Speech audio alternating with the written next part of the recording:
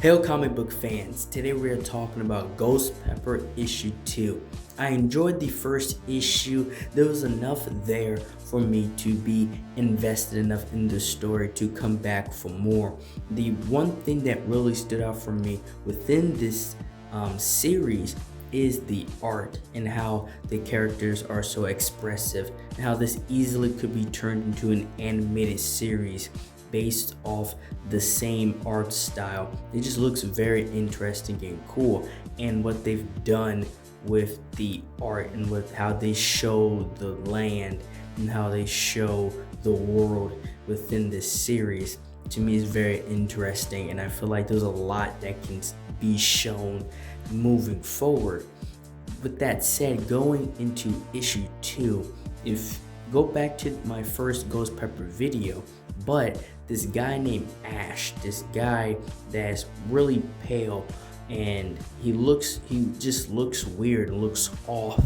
He has spooked the leaders that rule over and that command this land, that command, the order in these machines and drones. They fear him, and why the question that is will be told later within this issue. But as this man's having a conversation with his boss, the hierarchy of the situation of this land is, trying to tell him the urgency of the situation and what should they do.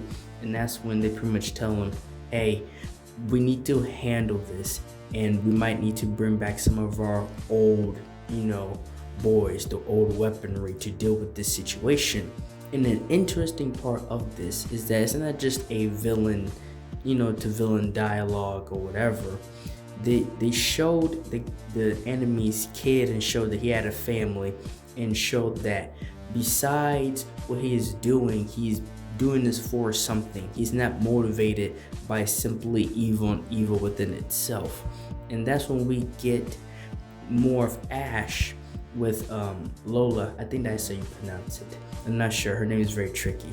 The main character within this series that is driving Ash around, and she's telling him the story about Baptar, why they prayed to, and why she prays to Baptar, why everybody around her prays to Baptar, and pretty much giving him the rundown on everything he's missed, because Ash it seems that he's been in slumber for about 7 or more years.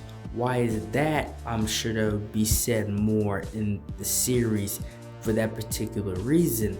But for Ash, the story that she tells him about the Baptar and the giant beast, and that rose up, and how these beings came and defeated them, and Baptar was the main one.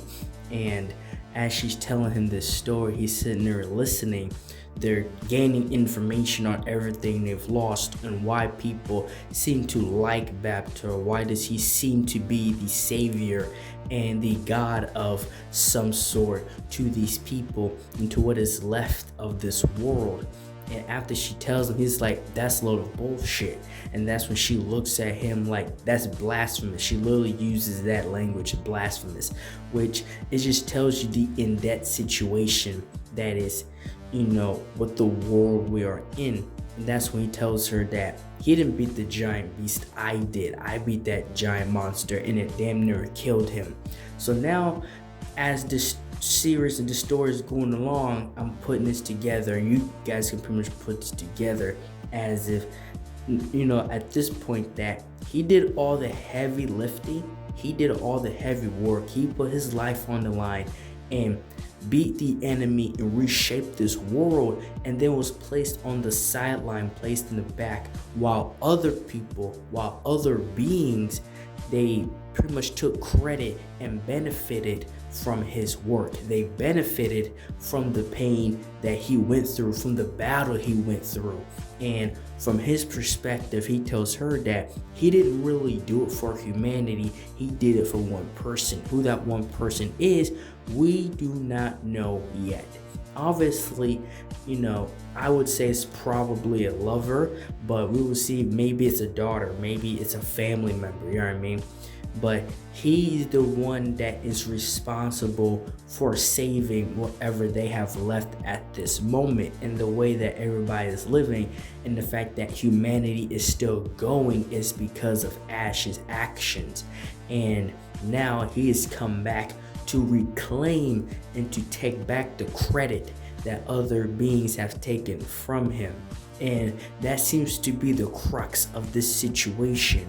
And obviously when the bad guys, when the higher ups found out that he was still alive, and they were saying that his very existence, him just being here, is a threat to us, that's why, because he's the actual hero of the story. And that's when we go to the other characters and times within this issue that will be popping up later, specifically to hunt Ash, because obviously they can't let him just be, they can't let him just live. They're definitely going to try to hunt this guy down.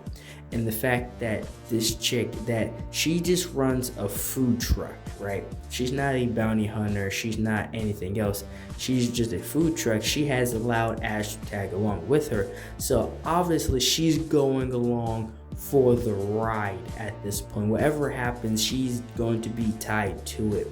Honestly, if she had any sense, she would just let this guy go and keep it moving. But obviously for the story's sake, we're going to see how she helps and what the part that she will be playing within the story.